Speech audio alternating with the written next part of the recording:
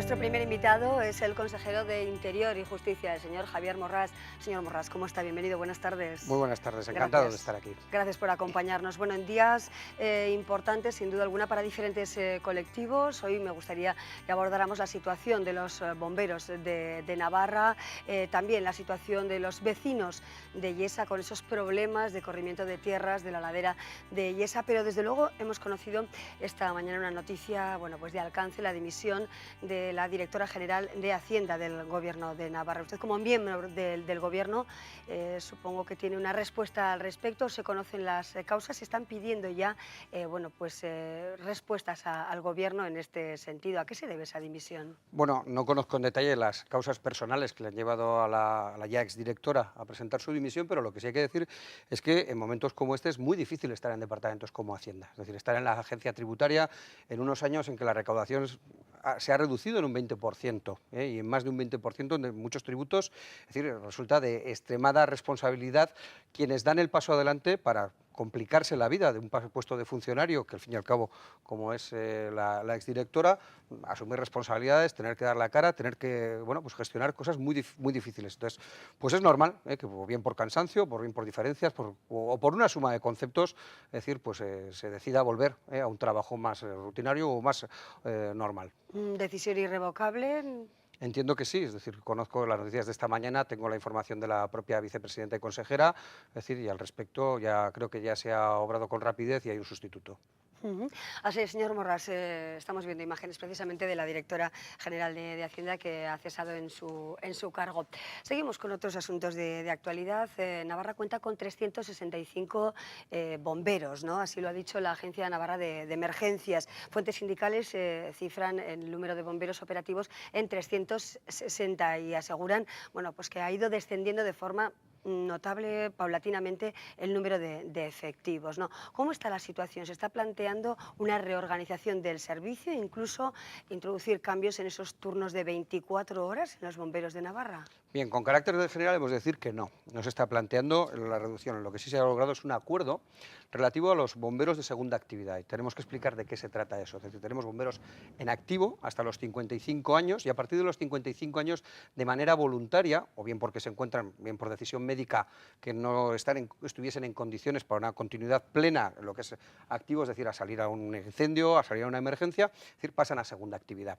Entonces, lo que hasta ahora la segunda actividad también eran turnos de 24 horas. Teóricamente es para hacer trabajos auxiliares dentro de los parques, de organización, de mantenimiento de equipos, de labores auxiliares en definitiva, y lo que hemos llegado a un acuerdo, porque pensamos que lo que tenemos que incentivar es a la continuidad de la plantilla en activo. Es decir, si alguien se encuentra en condiciones físicas y mentales óptimas para seguir trabajando, vamos a incentivar. Hemos llegado a un acuerdo con todas las fuerzas sindicales la semana pasada y ahí sí que, es decir, los trabajadores que pasen a segunda actividad pasarían a tener turnos de 7 horas, turnos fundamentalmente de mañana. ¿Por qué? Porque es cuando se puede concentrar esa actividad auxiliar, esa actividad, por decirlo de alguna forma, de una forma burda, administrativa, es decir, desde repasar planes de emergencia hasta dar formación y planteamientos. Entonces, creemos nosotros que hay margen más que suficiente para que con la plantilla actual se pueda dar perfecta salida. Entonces, en un momento de negociación es normal que existan tensiones y es normal que exista presión, por decirlo de alguna forma, por la otra parte. Para que conozcamos bien el sector, consejero, realmente un bombero cuando cumple 55 años actualmente y pasa a esa segunda actividad, ¿qué tipo de labores desarrolla? Sí ha optado por esa segunda actividad desde el mantenimiento de los propios equipos, la limpieza de los vehículos, es decir, al final tenemos no solo vehículos, sino tenemos equipos especiales, labores de centralita, labores de auxilio a sus propios compañeros y también, desde, como decía, puede estar repasando planes de actividad, dando formación, haciendo cotejos de normas, es decir, de normas técnicas estamos hablando, es decir, toda una serie de funciones que, como en tantas organizaciones, están en la trastienda y permiten que en el momento que haya una emergencia, pues se sepa cómo actuar, dónde hay que ir, cómo hay que ir y esté todo perfectamente regulado. Actualmente, ¿cuántas personas se encuentran en esta situación de segunda actividad? No recuerdo la cifra exactamente, pero estamos hablando de varias decenas, algunas decenas.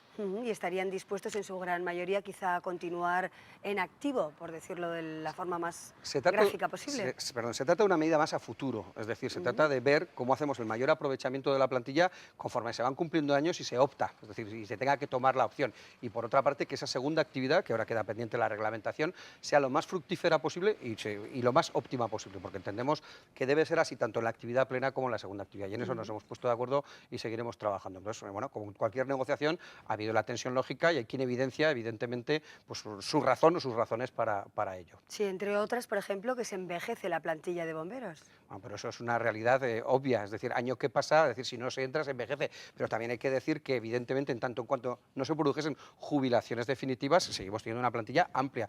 Tenemos además, se envejecen, pero tenemos que decir que las condiciones de trabajo y las condiciones físicas, es decir, ahora no son las mismas que hace 10 años, cuando se optaba también por este tipo de planteamientos. Es decir, una persona ahora de 55 años se ha cuidado mucho más, es decir, que lo que eran hace 10 años, pues porque tenemos conciencia, incluso los ciudadanos normales, y no digo ya los profesionales que de la condición física tienen uno de sus elementos fundamentales de trabajo, no es lo mismo. Desde luego no corren buenos tiempos para plantearse oposiciones, pero queda absolutamente descartada esa posibilidad. A corto plazo totalmente. ¿Para cuándo podría ser Desde luego posible? en el año 2014 no habrá. Ujú. Por otra parte, hay que decir una cuestión, es decir, no tanto así en materia de emergencias, pero que se sepa que con carácter general las oposiciones se encuentran limitadas por normativa estatal básica, es decir, ya desde hace 3 años, y es muy pequeña la tasa de reposición que se permite. Ujú. Bueno, otra cuestión, consejero. Recientemente vimos cómo se inauguraba la comisaría de la Policía Foral en Elizondo. En 7 años, más de 24.000 atenciones las que se han llevado a cabo. ¿Está realmente todo el territorio foral ya, de alguna manera, bien cubierto con las comisarías que se abrieron, por ejemplo, en Elizondo o también en la zona de la Barranca, en Alsasua? ¿O se plantea el departamento que usted dirige alguna novedad en este cambio? No hay ni a En corto, este ni a ámbito. corto ni a medio plazo, no tenemos ninguna proyección, ninguna idea de desarrollar más comisarías. Es decir, el modelo, además, por parte de la Policía Foral es un modelo móvil, es decir, es un modelo en ese sentido de atención rápida, pero que no se trata de tener 20 cuarteles ni nada por el estilo, porque en muchas ocasiones acabas, por decirlo de alguna forma, estar dentro del cuartel. Es decir, se trata de que tengamos movilidad, entendemos que es suficiente, es decir, y de no variar, pues por ejemplo, el despliegue de la Guardia Civil, es decir, o planteamientos de esta naturaleza, no hay ninguna previsión al respecto. Este primer despliegue está cerrado y absolutamente cerrado. Hoy, entre otros asuntos de actualidad también, consejero, bueno, se habla del adelgazamiento de la Administración. Es un tema que planteaba recientemente la presidenta del Gobierno, Yolanda Bárcena. Hoy los diferentes grupos parlamentarios han valorado, y no precisamente de forma positiva, ese planteamiento de, bueno, quizás reducir el Parlamento de nuestra comunidad. El Partido Popular sí que estaría a favor de este planteamiento. ¿Por qué hay que reducir el número de parlamentarios o hasta dónde se abre ese debate? Bien, cualquiera de las opciones es una opción legítima, pero tenemos que ser absolutamente conscientes de que la sociedad en su conjunto ha hecho esfuerzos y los políticos no podemos ser menos. Es decir, las empresas privadas, es decir, se ha hecho esfuerzos por optimizar, por tener el mínimo coste posible para no caer en pérdidas. En la administración, si hay áreas que en estos momentos tienen menos presupuesto, pues porque no se puede abordar, se ha hecho también un esfuerzo importante. Nosotros desde UPN, y la presidenta del Gobierno así lo dice, pedimos ese mismo esfuerzo a los parlamentarios. Creemos que además en sintonía con lo que es la sociedad, es un debate que no debe estar cerrado de antemano. Entendemos que, evidentemente, manteniendo la representatividad, que no puede quedar alterado por un Parlamento que fuese absolutamente ridículo en sus cifras, es decir, hay margen, el mejoramiento tiene una banda y entendemos que perfectamente se puede hablar de ello y estamos a favor. Quienes critican esta iniciativa hablan, bueno, de que de este modo pues no habría tal labor de control al Gobierno. Eso no es así, eso va a depender evidentemente del trabajo personal individual de cada parlamentario. Porque haya 2 parlamentarios o 3 menos en la oposición de un conjunto de 25, de 27, es decir, no creo que se reduzca, están las cifras, no se va a reducir, se reducirá en base a la calidad y en base a las ideas que pueda tener cada uno. Y una reducción también se podría aplicar, por ejemplo, al Gobierno de Navarra, a la configuración del Gobierno. Mire, yo lo que tengo que decir es que el Gobierno de Navarra en estos momentos es el gobierno más pequeño que hemos tenido. Es decir, ya ha habido una reducción de altos cargos y también de personal que se encuentra eso. Pero le voy a poner un ejemplo, es decir, que es fácilmente constatable.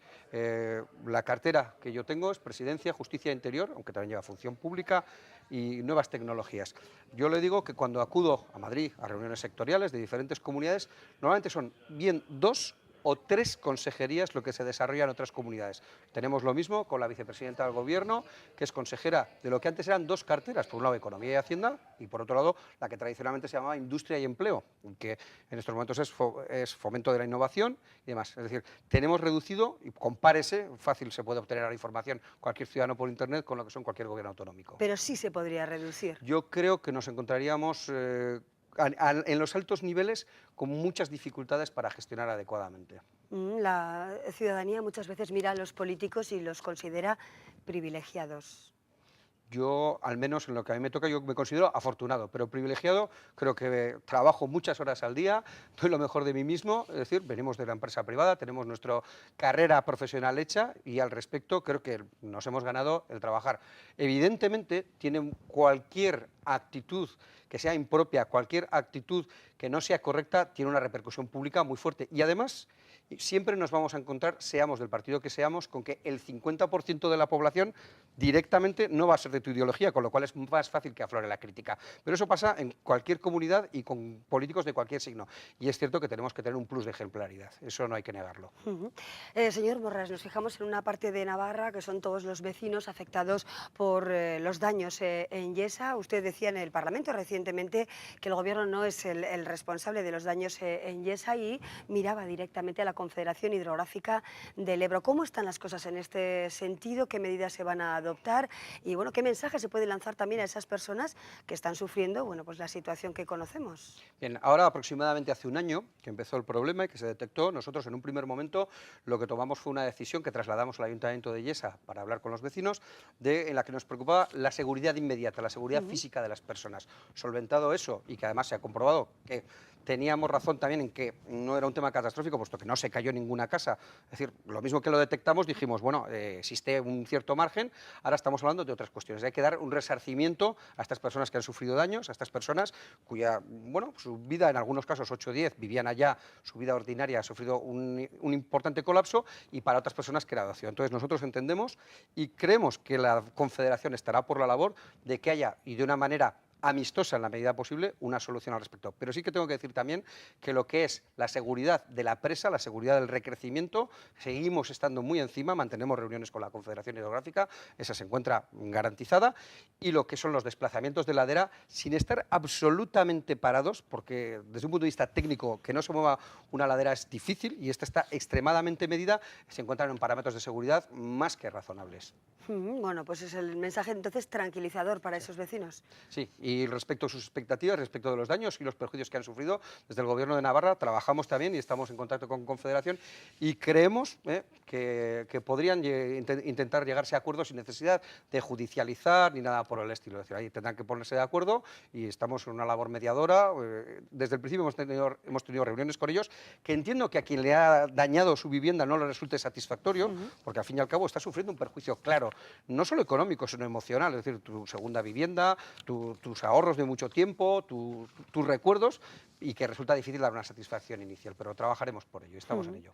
Finalmente, consejero de Interior, Javier Morras, hoy también tenemos sin duda en titulares la situación del terrorismo en nuestro país, las palabras del ministro de Interior, quien aseguraba, bueno, pues que ETA piensa en perpetuarse como actor político y no en disolverse. ¿Cómo valora usted esas palabras y cómo ve realmente el escenario en nuestro país y también aquí en Navarra? Bueno, tenemos que diferenciar. Evidentemente, si lo que hablamos es de asesinatos y lo que hablamos es de extorsión, en estos momentos no cabe ninguna duda de que vivimos más tranquilos, de que vivimos, bueno, pues como no hemos vivido con esa libertad en otros momentos. Eso es positivo, pero a partir de ahí, es decir, yo creo que esa lectura o parte de esa lectura que hace el ministro es clara. Es decir, ETA pretende seguir teniendo por lo menos una posición respecto de la izquierda abertzale. Es decir, tienen que renunciar a existir, tienen que renunciar y que hagan política quienes que de verdad tengan un pasado inmaculado y no se hayan dedicado ni tengan interés en tutelar. Es decir, los ciudadanos tenemos que ser lo suficientemente adultos, y lo somos, como para que nos dejen absolutamente en paz elegir las opciones políticas que queramos, pero sin ningún tipo de tutela y, desde luego, de tutela de gente que ha estado en el otro lado de la vida. También aprovecho su presencia, consejero, porque hoy el Parlamento planteaba esa posibilidad de reprobar a la presidenta del Ejecutivo, Yolanda Bárcena, por lo que concierne al informe sobre el modelo D en educación. Esa reprobación, ¿cómo la valora usted con un calificativo? no tiene, para nosotros no tiene relevancia. Es decir, habiendo ya presentado mociones de censura, una reprobación es más de lo mismo. ¿No supone, bueno, pues quizá una valoración más profunda? En absoluto. Es decir, sabemos que una buena parte del Parlamento no nos apoya, sabemos que están ya empezando un periodo preelectoral del máximo desgaste, es decir, y al respecto que exista una reprobación o dos o cinco, es decir, nosotros nos tenemos que dedicar a trabajar, a gobernar dentro de los márgenes y con las victorias y derrotas parlamentarias que se produzcan, pero bueno, hace no demasiados meses estábamos en una moción de censura. ¿Qué mayor reprobación que querer que alguien salga del gobierno? Es decir, esto al fin y al cabo para nosotros es una gradación, por decirlo de alguna forma, incluso inferior. Y por tanto, bueno, pues forma parte del legítimo juego político, no es agradable, sería mucho mejor, evidentemente, vítores y aplausos, y lo digo sin ningún ápice de cinismo, sino bueno, que se reconociese, pero la política es así de cainita y por tanto tenemos que asumirla democráticamente. Javier Morras, consejero de Interior del Gobierno de Navarra, muchísimas gracias por acompañarnos y muy buenas tardes. A vosotros. Gracias. Bueno, diversos temas de actualidad que hemos abordado hoy en el comienzo de nuestro programa. Hacemos ahora una breve pausa y seguimos con otros asuntos.